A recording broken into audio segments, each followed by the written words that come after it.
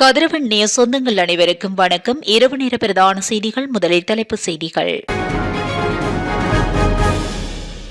யாழில் இடம்பெற்ற மிக மோசமான சம்பவம், 20 பேரை தேடும் போலீசார். முன்னாள் ஜனாதிபதிகளின் இல்லங்கள் அரசாங்கத்துக்கு வீண் செலவு, அம்பலப்படுத்திய ஜனாதிபதி அனுர. ராணுவத்தை அனுப்புவோம், அரிசி ஆலை உரிமையாளர்களுக்கு எச்சரிக்கை. அவதானம், சாரதிகளுக்கு விடுக்கப்பட்டுள்ள எச்சரிக்கை. வெளிநாட்டிலிருந்து புதிய பேருந்துகள் இறக்குமதி. கட்டுநாயக்க விமான நிலையத்தில் காத்திருந்த போலீசாருடன் சிக்கிய மோசடியாளர். பெரிய நீலாவணியில் அமைக்கப்பட்டுள்ள மதுபான சாலைக்கு எதிர்ப்பு தெரிவித்து போராட்டம். இரணைமடை குளத்தின் சகல வான்கதவுகளும் திறப்பு, விடுக்கப்பட்டுள்ள எச்சரிக்கை. சிக்கப்போகும் நாமல், ஆரம்பமான விசாரணை நீதிமன்றத்தில் அறிவிப்பு. தொடர்பான விரிவான செய்திகள். யாழ்ப்பாணத்தில் இளைஞர் ஒருவரை நிர்வாணமாக்கி கட்டி வைத்து தாக்கிய கும்பலை சேர்ந்தவர்களில் ஒருவர் கைது செய்யப்பட்டுள்ள நிலையில் 20 பேர் கொண்ட குழுவை கோப்பாய் போலீசார் கைது செய்ய நடவடிக்கைகளை எடுத்துள்ளனர். இரு குடும்பங்களுக்கு இடையிலான பிரச்சினையை இணுவில் பகுதியைச் சேர்ந்த இளைஞனை அவரது தாய்க்கு முன்னால் ஆடைகளை களைந்து நிர்வாணமாக்கி கட்டி வைத்து மிக மோசமான முறையில் தாக்குதல்களை மேற்கொண்டுள்ளனர். இதன்போது தாக்குதல்களாளிகள் அவற்றை கையடக்க தொலைபேசியில் வீடியோ மற்றும் புகைப்படங்களை எடுத்துள்ளனர். சம்பவத்தில் காயமடைந்த இளைஞர் யாழ் போதனா வைத்தியசாலையில் அனுமதிக்கப்பட்டு சிகிச்சை பெற்று வருகின்றார். இந்நிலையில் சம்பவம் தொடர்பில் கோப்பாய் போலீசார் விசாரணைகளை முன்னெடுத்த நிலையில் சம்பவத்துடன் தொடர்புடைய ஒருவரை கைது செய்து யாழ் நீதவான் நீதிமன்றில் முற்படுத்திய நிலையில் சந்தேக நபரை எதிர்வரும் 3ஆம் தேதி வரையில் விளக்கமறியல் வைக்க மன்று உத்தரவிட்டுள்ளது. அதேவேளை கைது செய்யப்பட்ட நபரிடம் மேற்கொள்ளப்பட்ட விசாரணைகளின் அடிப்படையில் ஏனைய சந்தேக நபர்களை அடையாளம் கண்டுள்ளதாக போலீசார் கூறியுள்ளனர். இளைஞனை சித்திரவதைக்கு உட்படுத்தப்பட்ட போது எடுக்கப்பட்ட புகைப்படங்கள் மற்றும் காணொளிகள் தமக்கு கிடைக்கப்பெற்றுள்ளதாகவும் அவற்றின் அடிப்படையிலும் சந்தேக நபர்களை அடையாளம் கண்டு கொள்ளதாகவும் கோப்பாய் போலீசார் தெரிவித்துள்ளனர். மேலும் சம்பவத்துடன் தொடர்புடைய 20 பேர் வரையில் அடையாளம் கண்டு கொண்டுள்ளதாகவும் அவர்கள் தற்போது தலைமறைவாகியுள்ள நிலையில் அவர்களை கைது செய்வதற்கு நடவடிக்கைகளை முன்னெடுத்துள்ளதாகவும் போலீசார் தெரிவித்துள்ளனர். இலங்கையின் முன்னாள் ஜனாதிபதிகளுக்கு வழங்கப்பட்டுள்ள ஆடம்பர உத்தியோகபூர்வ வாசஸ்தலங்களினால் அரசாங்கத்துக்கு ஏற்படும் இழப்புகள் குறித்து ஜனாதிபதி அனுரகுமார திசாநாயக்க மீண்டும் கருத்து வெளியிட்டுள்ளார். தொலைக்காட்சி பேட்டியொன்றில் கருத்து தெரிவித்துள்ள ஜனாதிபதி அனுரகுமார, முன்னாள் ஜனாதிபதி சந்திரிகா குமாரதுங்க அரசாங்கம் வழங்கிய வீட்டிலேயே வசிக்கின்றார். அந்த வீட்டின் மாதாந்த வாடகை பெறுமதி 2 மில்லியன் ரூபாய் என தெரிவித்துள்ளார். அதேபோன்று முன்னாள் ஜனாதிபதி மைத்ரிபால சிறிசேனவும் 0.9 மில்லியன் ரூபாய் இல்லத்தில் வசிக்கின்றார் என குறிப்பிட்டுள்ளார். முன்னாள் ஜனாதிபதி மஹிந்த ராஜபக்ச குறித்து சில நாட்களுக்கு முன்னர் தெரிவித்த கருத்தினை ஜனாதிபதி மஹிந்த ராஜபக்ச வசிக்கும் வீட்டின் வாடகை பெறுமதி மாதம் 4.6 மில்லியன் என குறிப்பிட்டுள்ளார். எனினும் சில தலைவர்கள் தங்களுக்கு வழங்கப்பட்ட விசேட சலுகைகளை மீள ஒப்படைத்துள்ளனர் என குறிப்பிட்டுள்ள ஜனாதிபதி அரசாங்கம் வழங்கிய இல்லத்தினை ஏற்க மறுத்தமைக்காக முன்னாள் ஜனாதிபதி ரணில் விக்ரமசிங்கவுக்கு இதன்போது நன்றியை தெரிவித்துள்ளார். இதேபோன்று முன்னாள் ஜனாதிபதி கோட்டபாய ராஜபக்ச தனது உத்தியோகபூர்வ இல்லத்தை சமீபத்தில் மீள கையளித்தார் என ஜனாதிபதி தெரிவித்துள்ளார். அதே சமயம் முன்னாள் பெண்மணி ஹேமா பிரேமதாசாவும் தனது வழங்கப்பட்ட வீட்டை சில காலத்துக்கு முன்னர் திருப்பி ஒப்படைத்துள்ளார் என குறிப்பிட்டுள்ளார். மேலும் முன்னாள் ஜனாதிபதிகளுக்கு உத்தியோகபூர்வ வாசஸ்தலத்தை வழங்குவதை அரசாங்கம் விலக்கிக் கொள்ளுமா என கேட்டபோது அரசியல் பிரமுகர்களுக்கான தேவையற்ற செலவினங்களை குறைப்பது குறித்து அரசாங்கம் உறுதியுடன் இருப்பதாக ஜனாதிபதி அனுர தெரிவித்துள்ளார். இலங்கையில் அரிசிக்கு தட்டுப்பாடு நிலவும் நிலையில் அரசாங்கத்தின் திட்டம்படி இயங்காத அரிசி ஆலைகளுக்கு ராணுவம் அனுப்பப்படும் என்று ஜனாதிபதி அனுரகுமார திசாநாயக்க தெரிவித்துள்ளார். நேற்று இரவு தொலைக்காட்சி நிகழ்ச்சி ஒன்றில் பங்கேற்ற போது அவர் இதனை குறிப்பிட்டுள்ளார். மேலும் பெரிய அளவிலான அரிசி ஆலை உரிமையாளர் அரசாங்கத்திற்கு அறிவுறுத்தல்களின்படி செயல்படவில்லை என்றால் அரிசி ஆலையின் களஞ்சியத்துக்கு கொண்டு செல்லப்படும் வரை ராணுவ கண்காணிப்பு மேற்கொள்ளப்படும் என்று ஜனாதிபதி வலியுறுத்தினார். அத்தோடு அரிசி ஒரு தேசிய சொத்து என்பதை என்பதை சுட்டிக்காட்டிய ஜனாதிபதி அரசாங்கம் இதுவரை எந்த நியாயமற்ற விதிமுறைகளையும் அமல்படுத்தவில்லை என்றும் கூறியுள்ளார். எந்த ஒரு ஆலை உரிமையாளரும் இணங்கவில்லை என்றால் அந்த ஆலை ராணுவத்தால் கையகப்படுத்தப்படும் என்றும் அரிசி உற்பத்தி செய்யப்படும் சந்தைக்கு விடப்படும் என்று ஜனாதிபதி எச்சரித்துள்ளார். அதே சமயம் எதிர்காலத்தில் அரிசி விற்பனை தற்போதைய கட்டுப்பாட்டு விலையை விட 1% கூட அதிகமாக இருக்க அனுமதிக்கப்படாது என கூறிய ஜனாதிபதி அனுர திசாநாயக்க முடிந்தால் மோதி பார்ப்போம் என்றும் கூறியுள்ளார். நாட்டில் நிலவும் சீரற்ற காலநிலையினால் பனிமூட்டமான நிலை காணப்படுவதாகவும் எனவே சாரதிகளுக்கு எச்சரிக்கையாக செயற்படுமாறு அறிவுறுத்தப்பட்டுள்ளது.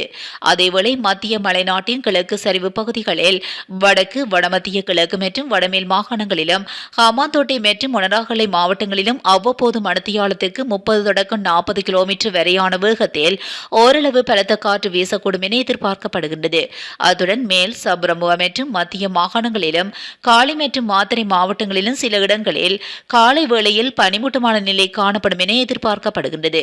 எனவே குறித்த பிரதேசங்களுக்கு செல்லும் வாகன சாரதிகள் அவதானத்துடன் வாகனங்களை செலுத்துமாறு கேட்டுக் கொள்ளப்படுகின்றனர். இடியுடன் கூடிய மழை பெய்யும் வேளைகளில் அப்பிரதேசங்களில் தற்காலிகமாக பலத்த காற்று வீசக்கூடும். மின்னல் தாக்கங்களினால் ஏற்படக்கூடிய பாதிப்புகளை குறைத்துக் கொள்ள தேவையான முன்னெச்சரிக்கை நடவடிக்கைகளை எடுத்துக் கொள்ளுமாறு பொதுமக்களுக்கு அறிவுறுத்தப்பட்டுள்ளது. பயணிகள் போக்குவரத்துக்கு பாதுகாப்பான மற்றும் உயர்தர பஸ்களை பயன்படுத்துவதில் அரசாங்கம் கவனம் செலுத்த தொடங்கியுள்ளது. அதன்படி நாட்டில் பயணிகள் போக்குவரத்துக்காக புதிய பஸ்களை பெறுவது தொடர்பாக போக்குவரத்து அமைச்சகம் பல நாடுகளுடன் கலந்துரையாடல்களை நடத்தியுள்ளதாக அமைச்சரவை பேச்சாளர் அமைச்சர் நலிந்த ஜெயதிச தெரிவித்துள்ளார். பஸ்களில் பொருத்தப்பட்டுள்ள சட்டவிரோத உபகரணங்களை அகற்றும் திட்டம் குறித்தும் அமைச்சர் நலிந்த ஜெயதிசவும் தனது கருத்துக்களை தெரிவித்துள்ளார். அத்தோடு வாகன இறக்குமதி குறித்தும் அரசாங்கம் உன்னிப்பாக கண்காணித்து வருவதாக அமைச்சர் நலிந்த ஜெயதிச தெரிவித்துள்ளார். இலங்கையில் பேஸ்புக் கணக்கிற்கு மோசடியான முறையில் உள்நுழைந்து உறவினரைப் போல ஆள்மாறாட்டம் செய்வதற்காக ஒரு சந்தேக நபர் கைது செய்யப்பட்டுள்ளார். சந்தேக நபர் நேற்று நாட்டிற்கு வந்தபோது கட்டுநாயக்க விமான நிலையத்தில் கொழும்பு குற்றப்பிரிவின் அதிகாரிகள் குழுவினால் கைது செய்யப்பட்டுள்ளார். சந்தேக நபர் தனது உறவினர் போல் காட்டிக்கொண்டு மோசடியாக பேஸ்புக் கணக்கில் உள்நுழைந்து 3 சந்தர்ப்பங்களில் ஒரு வங்கிக் கணக்கிலிருந்து 7 லட்சம் ரூபாவை தனது கணக்கிற்கு மாற்றியுள்ளதாக கண்டுபிடிக்கப்பட்டுள்ளது. மேலும் இது தொடர்பான முறைப்பாடு 2024 ஆண்டு ஆகஸ்ட் மாதம் 22ஆம் தேதியன்று கொழும்பு குற்றப்பிரிவுக்கு கிடைத்தது. அதன் பின்னர் சம்பந்தப்பட்ட கணக்குகளை சோதனையிட்ட போது சந்தேக நபரை போலீசார் அடையாளம் கண்டுள்ளனர். சந்தேக நபர் தொடர்பாக வெளிப்படுத்தப்பட்ட தகவலுக்கு அமைய அவர் கட்டார் நாட்டை சேர்ந்தவர் என்பது தெரிய வந்துள்ளது. சந்தேக நபருக்கு எதிராக குடிவரவு தடை பெறப்பட்டு நேற்று அவர் நாட்டுக்கு வந்தவுடன் கொழும்பு குற்றப்பிரிவின் அதிகாரிகள் குழுவினால் கட்டுநாயக்க விமான நிலைய வளாகத்தில் வைத்து கைது செய்யப்பட்டுள்ளார். அம்பாறை பெரிய நீலவனை பகுதியில் புதிதாக அமைக்கப்பட்டுள்ள மதுபான சாலைக்கு எதிர்ப்பு தெரிவித்து சிவில் அமைப்புகளின் பிரதிநிதிகள் மற்றும் பொதுமக்கள் இணைந்து போராட்டத்தில் ஈடுபட்டுள்ளனர். குறித்த போராட்டமானது நேற்று அம்பாறை கல்முனை வடக்கு பிரதேச செயலகத்துக்கு முன்பாக இடம்பெற்றுள்ளது. இதன்போது பெரிய நீலாவனை பகுதியில் புதிய மதுபான சாலை வேண்டாம் என மதுக்கடை வாசல் மரணத்தின் வாசல் முதுகெலும் பெற்றவரின் முயற்சியே மதுபான கடை வேண்டாம் வேண்டாம் என மதுக்கடை வேண்டாம் போன்ற சுலோகங்களை ஏந்தியவாறு போராட்டத்தை முன்னெடுத்தனர்.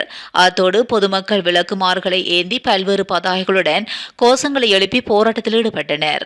கடந்த சில மாதங்களுக்கு முன்னர் தாங்கள் போராட்டம் மேற்கொண்ட போது அன்று திறக்கப்பட இருந்த மதுபான சாலையை அப்பொழுது மூடினார்கள். ஆனால் இப்பொழுது மீண்டும் திறப்பதற்கு ஏற்பாடு நடைபெறுகிறது. எனவே எங்களுக்கு இவ்வாறான மதுபான சாலை வேண்டாம் என போராட்டத்தில் ஈடுபட்டவர்கள் கேட்டுக்கொண்டனர். கிளிநொச்சி மாவட்டத்தில் ஏற்பட்ட சீரற்ற வானிலையினால் இரணைமடு குளத்தின் சகல வான்கதவுகளும் திறக்கப்பட்டுள்ளது. அதிகாலை பெய்த பலத்த மழை காரணமாக மக்கள் இருப்பிடங்களுக்குள் வெள்ள நீர் உட்புகுந்ததுடன் உள்ளக போக்குவரத்துகளும் பாதிக்கப்பட்டுள்ளது. இதனால் மக்களின் இயல்பு வாழ்க்கை பாதிக்கப்பட்டதுடன் பல பகுதிகள் வெள்ளத்தில் மூழ்கியுள்ளன. கனகாம்பிகை குளம், கல்மடு குளம் உள்ளிட்ட நீர்ப்பாசன குளங்களும் வான் பாய்ந்து வருகிறது. இதனால் வெளியேறும் வெள்ளம் நீரும் மக்களும் குடியிருப்புகள் உள்ளக வீதிகளை கடந்து செல்கின்றது.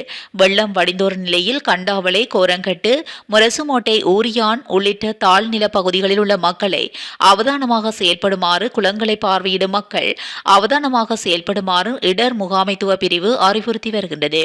இதேவேளை குறித்த சீரற்ற வானிலையினால் சரிந்து விழுந்த மற்றும் ஆபத்தான நிலையில் உள்ள மரங்களை பாதுகாப்பாக அகற்றி போக்குவரத்தை சீர் செய்யும் பணியில் அரச மரக்கூட்டு தாபனத்தினர் விரைந்து செயல்படுவதையும் அவதானிக்க முடிகின்றது.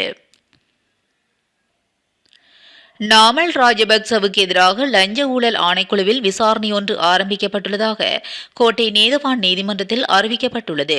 கொழும்பு கோட்டையில் உள்ள கிரேஸ் டிரான்ஸ்வெர்க் சதுக்கத்தில் 4.3 ஏக்கர் நிலத்தை குத்தகைக்கு எடுத்ததில் 70 ரூபாய் மில்லியன் நிதி முறைகேடுகள் நடந்ததாக கூறப்படும் வழக்கு இன்று கோட்டை நீதவான் நீதிமன்றத்தில் மீண்டும் விசாரணைக்கு எடுத்துக் கொள்ளப்பட்டுள்ளது.